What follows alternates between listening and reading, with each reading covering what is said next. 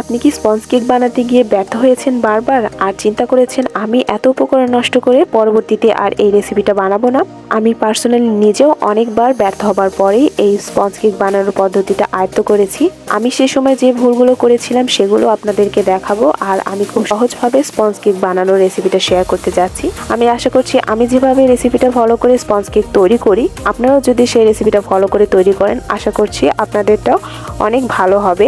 তবে একটা কথা, চেষ্টা করতে করতে কিন্তু একদিন সফলতা আসে, কোনো কাজে কিন্তু একদিনে সম্ভব নয়। আর আমি এই স্পঞ্জ কেকটা তৈরি করে সিম্পল একটা কেকের ডেকোরেশন করেছিলাম। আমি কেক নিয়ে খুব বেশি কাজ করি না, আমি শুধু বাড়িতে তৈরি করার জন্য কিছু কেক বানিয়ে খাই, এতটুকু। তবে আমি সেটার রেসিপিটাও আপনাদের সাথে পরবর্তীতে শেয়ার করব। প্রথমে আমি শুকনো উপকরণগুলো খুব ভালোভাবে চেলে নিচ্ছি। এর জন্য এখানে আমি 3/4 কাপ ময়দা নিয়ে নিলাম, অর্থাৎ 4 ভাগের 3 ভাগ, ওই বলতে গেলে 1 কাপের কিছুটা কম। বেকিং পাউডারে নিয়েছি 3/4 টেবিল স্পুন, বেকিং সোডা নিয়েছি 1/2 টিস্পুন, গুঁড়ো দুধ নিয়ে নিলাম 3 টেবিল স্পুন। গুঁড়ো দুধ এখানে আপনারা চাইলে নাও ব্যবহার করতে পারেন, গুঁড়ো দুধ কেকে দিলে কেকের টেস্ট আরও অনেক বেশি ভালো আসে। পরিমাণ মতো লবণ দিয়ে দিলাম। এখন আমি সবকিছু একবার চালনিতে চেলে নিচ্ছি। এখন একটা স্প্যাচুলার সাহায্যে এই সবকিছু খুব ভালো করে মিশিয়ে নিচ্ছি, এতে করে সবকিছু খুব ভালোভাবে মিশে যাবে। স্প্যাচুলার সাহায্যে মেশানোর পরে এটাকে আমি আরও একবার চেলে নিয়েছিলাম। ময়দার এই মিশ্রণটাকে কিন্তু খুব ভালোভাবে চেলে অবশ্যই নিতে হবে, কারণ কেকের ব্যাটার যত বেশি স্মুথ হবে স্পঞ্জ কেক কিন্তু তত বেশি ভালো ফুলবে। অবশ্যই এটা স্কিপ করা যাবে না। এখন আমি ডিমের মেরাংটা তৈরি করে নিব।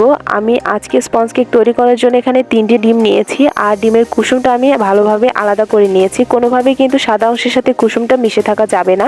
এখন আমি মিডিয়াম স্পিডে ডিমের সাদা অংশটাকে 2 মিনিটের মতো বিট করব। বিট করতে করতে যখন এরকম একটা ফর্মি ভাব চলে আসবে, তখন আমি 1/2 কাপ চিনি এখানে 3 বারে আস্তে আস্তে অ্যাড করব। চিনির পরিমাণটা অবশ্যই আপনারা কম বেশি করে নিতে পারেন টেস্ট অনুযায়ী।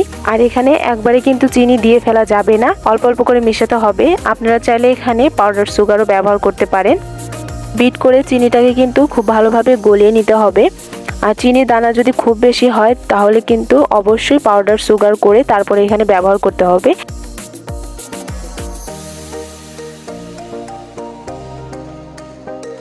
বিট করতে করতে যখন দেখবেন ডিমের মেরাংটা ঠিক এরকম হয়েছে, তখন এতে আমি 3টা ডিমের কুসুম দিয়ে দিচ্ছি, আর দিয়ে দিচ্ছি 1 টেবিল স্পুন রান্নার তেল। আপনারা এখানে চাইলে তেলটা নাও ব্যবহার করতে পারেন, কারণ স্পঞ্জ কেকে তেলটা খুব বেশি প্রয়োজন পড়ে না।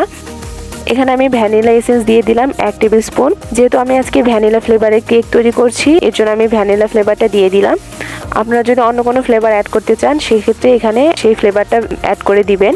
আর ডিমের মেরাংটা খুব ভালোভাবে হয়েছে কিনা বোঝার একটা উপায় আছে। দেখবেন কোনো কিছু লিখলে বা কোনো কিছু করলে এটা খুব ভালোভাবে বোঝা যাচ্ছে। এখন আমি যে ময়দা চেলে রেখেছিলাম সেটা আস্তে আস্তে অ্যাড করতে থাকবো। আমি 3 বারে ময়দা অ্যাড করে নিব, আর অ্যাড করার সময় অবশ্যই এরকম ফোল্ডিং মেথডে আস্তে আস্তে অ্যাড করে নিতে হবে।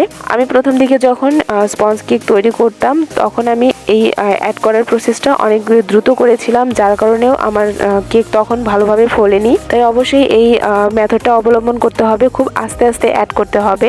আর এখানে আপনাদের ব্যাটারটা যদি খুব বেশি টাইট মনে হয়, তাহলে এখানে হালকা কুসুম গরম দুধ অথবা হালকা কুসুম গরম জল এখানে দিয়ে দিবেন, কারণ ব্যাটারটা কোনোভাবে শক্ত হওয়া যাবে না। স্পঞ্জ কেক যে পাত্রে বসাবেন সেই পাত্রটাও কিন্তু ভালোভাবে রেডি করে নিতে হয়, কারণ স্পঞ্জ কেকের বেলায় পাত্রের চারপাশে কিন্তু কোনোভাবে তেল ব্রাশ করা যাবে না, এক্ষেত্রে কেকটা চুপসে যাবে। যে ভুলটা আমি প্রথম দিকে করতাম, নিচে তেল ব্রাশ করে একটা বাটার পেপার অথবা নর্মাল একটা পেপার বিছিয়ে তার উপরে কেকের ব্যাটারটা দিয়ে দিবেন।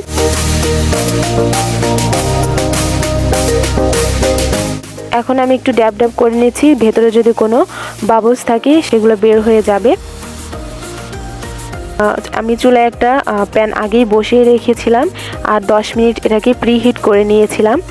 এখন আমি 20 থেকে 30 মিনিটের মতো এটাকে বেক করে নিব। আর স্পঞ্জ কেক তৈরি হতে খুব বেশি একটা সময় লাগে না।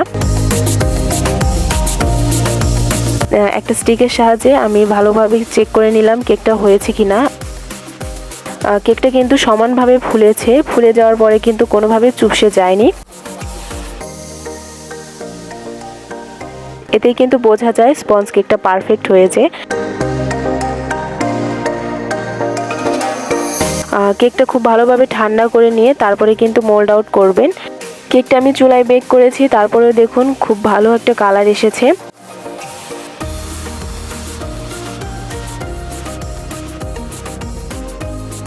দেখুন আমি বারবার হাত দিয়ে প্রেস করার পরেও কিন্তু কেকটা কোনোভাবে চুপসে যাচ্ছে না।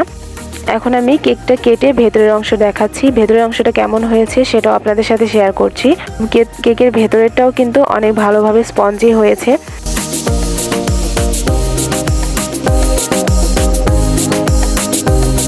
আমি এই কেকটা 1 কাপ হুইপ ক্রিম দিয়ে ডেকোরেশন করেছিলাম। আমি যে পরিমাণে রেশিও ব্যবহার করে কেকটা তৈরি করেছি তা দিয়ে 1.5 পাউন্ডের একটা কেক খুব ইজিলি তৈরি করে নেওয়া যাবে। আমি কেক ডেকোরেশনের রেসিপিটাও শেয়ার করব, আর হুইপ ক্রিম কিভাবে আমি পারফেক্টলি করি সেটা রেসিপিটাও শেয়ার করব। আর আমি আজকে চেষ্টা করেছি খুব সহজভাবে স্পঞ্জ কেকের রেসিপিটা শেয়ার করার। অবশ্যই বাসায় আপনারা এভাবে একবার ট্রাই করে দেখবেন। আর আজকে আমার এই রেসিপিটা আপনাদের কেমন লাগলো অবশ্যই কিন্তু কমেন্ট করে জানাবেন। তো ভালো থাকবেন সবাই, দেখা হবে পরবর্তী কোনো ভিডিওতে।